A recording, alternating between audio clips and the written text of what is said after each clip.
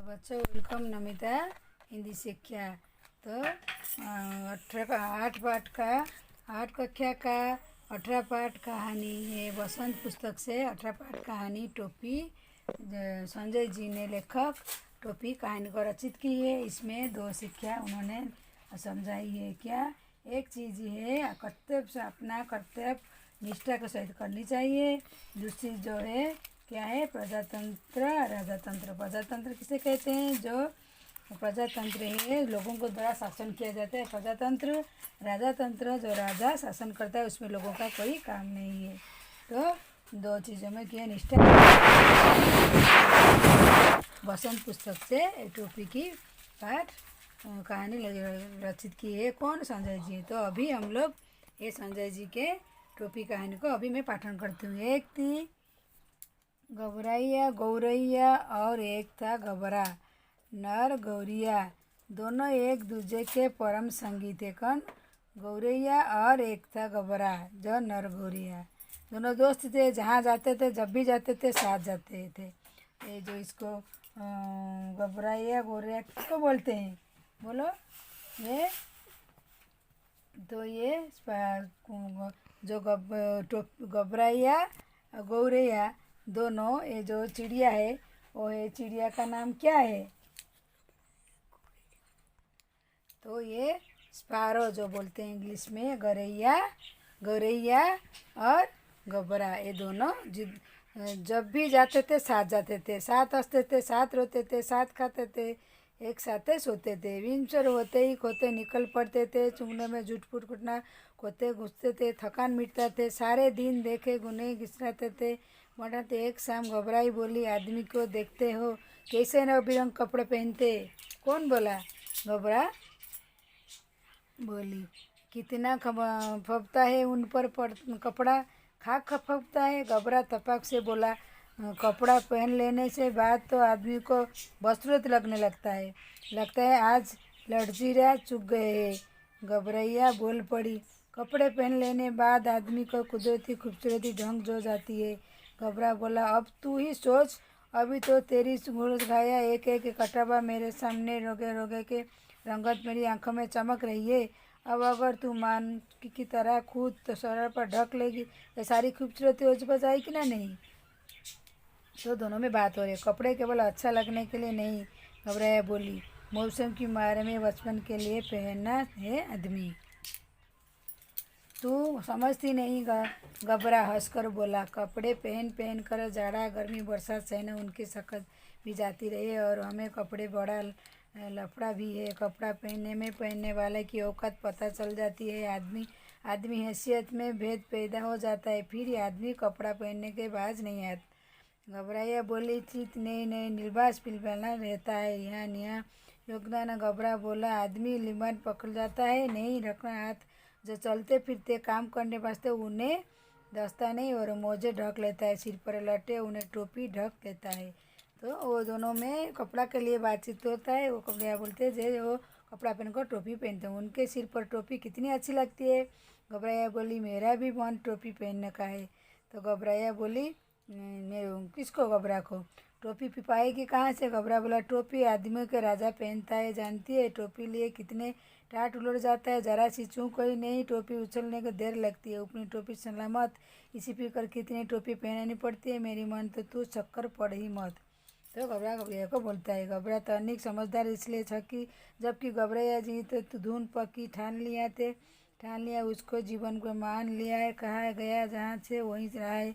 मामूल मुताबिक अगले दिनों घूरे घूमने निकले। चुगने उससे कहीं क्या खाना मिला? मिल गया। घबराइया मारे खुशी घूरे पर लौटने लगी। तो दूसरे पेज में आ रहे क्या मिल गया? घबरे ने चिल्लाकर पूछता है घबरिया को। मिल गया टोपी जुगाड़ मिल गया। घबरिया ने घबरे को सामने आकर फारूक रख दिया। तेरे जैसे एक घबरा और था। घबरा बोला, रास्ते चलते चलते उस अचानक एक दिन पड़ा हुआ चाबुक मिल गया। चाबुक बड़ा ऊपर था, लंबादार था। किसी फुड़क तो हाथ उठकर गिर गया होगा। चाबुक होता लगता है सांप छिकने लगा। चाबुक तो मिल गया, बाकी बचा 3 घोड़ा लगाने लगी। अब तो तीनों रास्ते पड़े मिलने से रहे। सब काम दौड़ा चढ़ा तानों के यहाँ लगना होगा। काफ़ी बचा 3 घोड़ा लगाम 3। घबरा समझते हुए बोला, इस रुकी फाइल लेकर टोपी तक सफ़र, तुझे कुछ आता पता नहीं, बस देखते जाओ अब कैसे बनती है टोपी। अब रुकी हुआ एक धुनिया पास पानी लाई, बड़े बनकर बोली, धुनिया बढ़ाए धुनिया भैया इस रुई फाई को धुन दो। तो धुनिया बेचारा बूढ़ा था, जाड़े का मौसम था, उसके तन पर बरसों पुरानी तार तार चुकी बिजली पड़ी हुई थी। वो कँपते हुए बोला, तू जाती है कि नहीं, देखती है नहीं, अभी मुझे राजा के लिए रसभाई रहना नहीं है। यहाँ राजा ऐसा जो काम चलता है, ऊपर तू और फटेफट हुई धुनबाई के लिए बोलता है। उजना कर भैया घबराए बोले, मैं तुम्हें पूरी उजरा दूंगा, इससे दोनों भैया आधा तू ले ले आधा मैं लूँगी। जिन्होंने अपनी ज़िंदगी में आज तक इतनी खरी मजूरी कभी ना मिली, तो 16 आने 8 आने मजूरी। तो देखो ये बना रहा है। तो इसके लिए अपना थी वो झट तैयार गया, घर चोर उसकी होती है बज उठी। उसने बड़े मन से रुई धोले से उसमें से आधा ऐसे ले लिया, आधा घबराए नहीं, इसमें से उत्साहित घबराया कोरी के यहाँ गया और कहने लगे, कोरी भैया इस धोनी से रुई सूत दाओ। तो कोरी भैया ने झुकी हुई उसने बदन धोजी उखा दूसरा कर रख दिया। वही बड़ी इंतजार थे, तुम लोग वहाँ से भागते नहीं, देखते नहीं अपनी मुझे जाकर अचानक मुझे फुर्सत तो मुलाकात करने भैया, इस मुल्क सब काम क्या राजा के लिए होता है क्या? तो भैया ने पूछा, तू मुल्क आई है, कोरे नोरे आँख में देखा जानती है, यहाँ का चलन कटोरदा बेटा खाए तो यह सब काम राजा के ही राजा के लिए होता है। राजा की भगवे तो बहुत तभी उसका नाम होता है। मुकरे मत भैया, हम तुम्हें मामूल देंगे, घबराए घड़ी इसका आधा तुम ले आधा तुम लोग, बोलता घबरा मोर, हम आधा पैसा देंगे, तुम करो। और मिलते करके सोहे घबराए को आगे बढ़ने पर उसका दिया। इसके बाद दोनों एक बुनकर पास और इकर करने लगे, बुनकर भैया इस कहते शुद्ध कपड़ा बुन दो। बुनकर इन्हें अकबड़ होकर देखने लगा, हटते कुते नहीं से देखते नहीं अपने मुझे राजा जी के लिए बागा बुना। वो बार बोलता है राजा का करना है, वो बोलते करो हम पैसा। थोड़ी देर के बाद राजा जी के हाजिर आ गए, सब कर हो गया, बाबा कर इतना कहे कर बुनकर अब काम को महसूल हो गया। वो राजा जी का आदमी आए, पूछे काम हो गया, तो भाव होकर चाकर इतना कहकर बुनकर अपने काम तो मशमूल हो गया है, वो चाकर को बोलती है। तो उसी वक्त राजा अपने सवार के पर टहलते खुली धूप में फूले गालिश करवाया। राजा उस वक्त अनंता बदन और सिर के हटेला सिर पर पीछा फिरा था, तो दूसरा हाथ पाव उंगलियाँ फोड़ रहा था, तो तीसरा पीठ पर चूंकी रहा था, चौथा पिंड पर उधर रहा था। तो देखो राजा जी आ रहे हैं।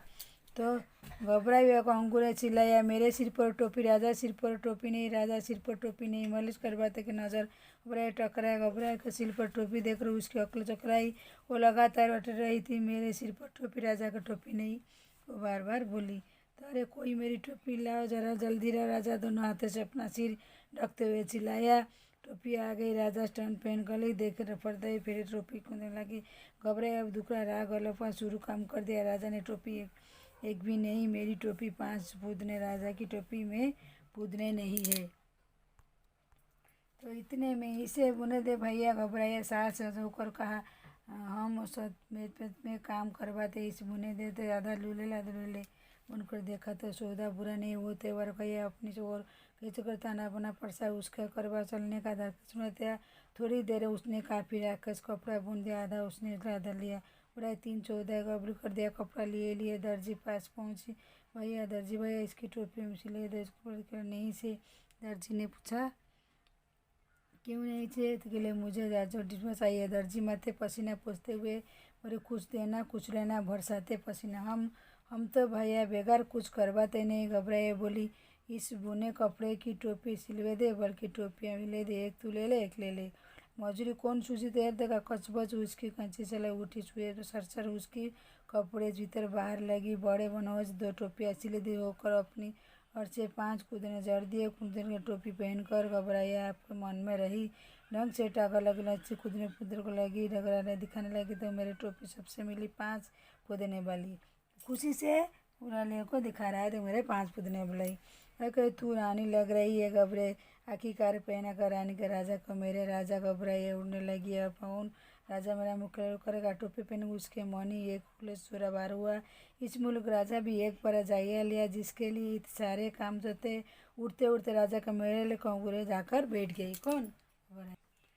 तो राजा ने बेर बैठी महसूस किया, मुलुक मुँह वाले राजा सामने एक चिड़िया। मजाल बुरी तरह बिगड़ गया। इस फरगुदी के गर्दन पहन के नोच लो सिपाही, देर करो। क्षमा करो महाराज। मंत्री हाथ जोड़ दिए। मच्छर मारकर हाथ क्यों गंदा करे। गुस्सा हो गए राजा। वो जाकर पहन कर बोलता है तो राजा सिपाही को बोला, ऐसे इसकी टोपी छीन ले, आओ आओ मेरे ठोकर खाओ। इस सिपाही ने गुलेल मारकर घबराई टोपी नीचे गिरा दिया तो दूसरे सिपाही झट कर टोपी लपक और राजा सामने पेश कर दिया। राजा ने टोपी के पैरों संभल जा रखे उसकी खूबसूरत देखकर रंग गए। कारीगरी इस नायक उन्हें को देख कर जड़ हो गया। मेरे राजा, मेरे सिवाय इतनी खूबसूरत टोपी दूसरे के पास कैसे पहुंची। सोचते रहे उसे उलट पुलट कर देखने लगा। इतनी नगुआ टोपी मुल्क बनाई किसने। राजा ने मन में ख्याल आया, अब तो उन तो कारीगर करने लगी। राज चाहे पता ना चले, गिरने पड़े। हाजिर हुआ। दुहाई अन्नदाता, इतनी बढ़िया तुमने कभी हमारे लिए नहीं बनाई। तो गलत मन आवाज़ निकले, दुहाई अन्नदाता। तो राजा जैसे देखे इतनी बड़ी अच्छी टोपी है मेरे लिए वाला कहीं इसको कीजिए अरे कुछ कैसे आई। तो उसके पास खबर गया तो वो आकर राजा पास अन्नदाता हाजिर है। तो इसके में तुम हमारे लिए नहीं बोला उसके लिए बोले। हमें दुहाई नहीं बजा बजा कपड़ा बहुत उदा सरकार एकदम अगस्ता को बिस्ता ऐसा उदा कपड़ा किसने बुना। नाक मन से राजा को मारने लगा। गिरते पड़ते बुनकर हाजिर हुआ माफ़ी मांगने। सरकार माफ़ी नहीं बजा बता सूद पर माफ़ी क्या तुम नहीं माफ़ी बताओ तुम कैसे हुआ। एकदम महान लच्छेदार था। इतना महीने सूद किसने कहा था। शेर की मन राजा दहाड़ मारी। दूसरी पेज में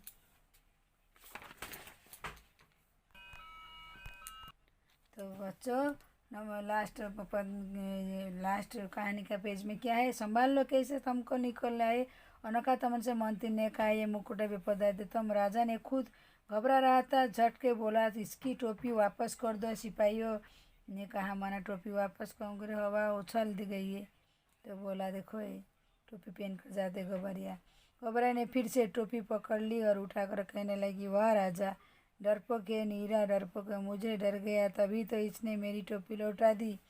कौन इस मुँह पट के मुँह लगे, क्योंकि मंत्री जी कहकर राजा ने अपनी टोपी हंसकर पकड़ ली। तो देखो ऐसे घबरिया कैसे टोपी पहन कर आने कैसे दिख रहा है।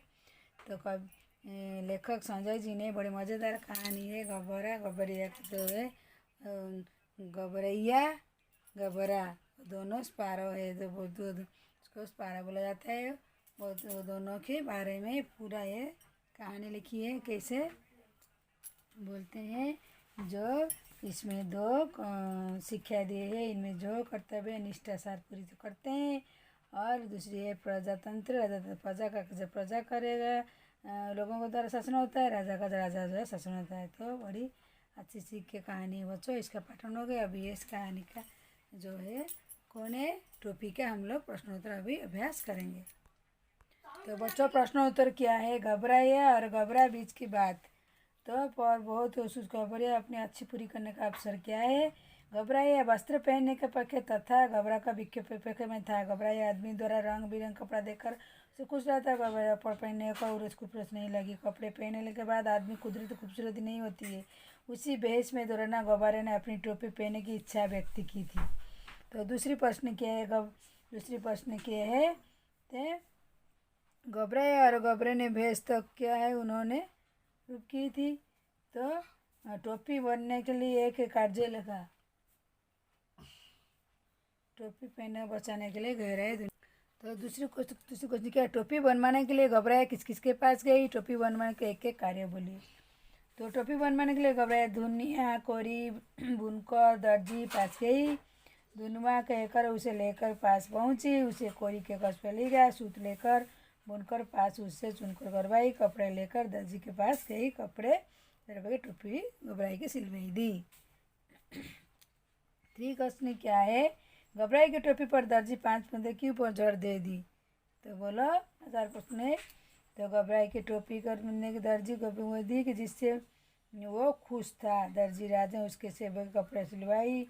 बेकार औरतें घबराई ने अपनी टोपी सिलवाकर बदले दर्जी को मजदूरी स्वरूप आता कपड़ा दे दिया। तो दूसरी प्रश्न। तो बच्चों धन्यवाद। तो बच्चों कहानी के आगे किसी कारीगर बातचीत कीजिए। परिश्रम मूल्य के मिलने के पर उसका प्रतिक्रिया कीजिए। तो बच्चों किसी कहानी के आगे आप सोएंगे इसको लिख सकते हो। तो घबराया इच्छा पूर्ति काम पूरी के मिलने जाने से प्रारंभ होता है। उसके बाद कमरा एक एक करके कारीगर के पास जाती है, उसकी टोपी हो जाती है। आप भी ऐसे जाकर बात करके आपका अपना काम बताइए तो स्वयं आप लिख सकते हो ऐसे ही करके। तो घबराया प्रश्न, घबराए का स्वभाव के परिणति होता है। कार्य सफलता के लिए उत्साह आवश्यक है, सफलता के लिए उत्साह की आवश्यकता क्यों पड़ती है? उत्साह से हमारे मन के किसी कार्य के प्रति जागरूक उत्पन्न होता है। यदि हम किसी कार्य को बेमन करेंगे तो निश्चय उस कार्य को पूर्णतः सफलता मिलेगी। तो अनुमान की कल्पना किया, टोपी पहनकर घबराया राजा का दिखाने क्यों पहुंची जबकि उसकी घबरा हुई घबरा मुंह से बड़ाई चुनी थी, राजा से बहुत हुई नहीं थी, फिर भी राजा के चुनी थी पहुंच कहानी क्यों अनुमान की? टोपी पहनकर घबराया दिखाने पहुंची जबकि उसकी बहुत घबरा हुई घबरा मुंह से अपनी बड़ाई सुनी, लेकिन राजा के उसकी कोई बहस नहीं हुई थी, फिर भी राजा का चुनौती देने के लिए पहुंच गई। यह बात उसे अच्छी नहीं लगी। यदि तो दूसरी प्रश्न क्या है, यदि राजा राज्य को कभी कारीगर अपने अपने श्रम उचित मूल्य देते व्यवहार कैसा होता है? यदि राजा रहते तो प्राप्त होते घबराएगा उन कारीगर का व्यवहार सामान्य होता। सर्वप्रथम कि उनका काम ज़्यादा होता। किसका? राजा को।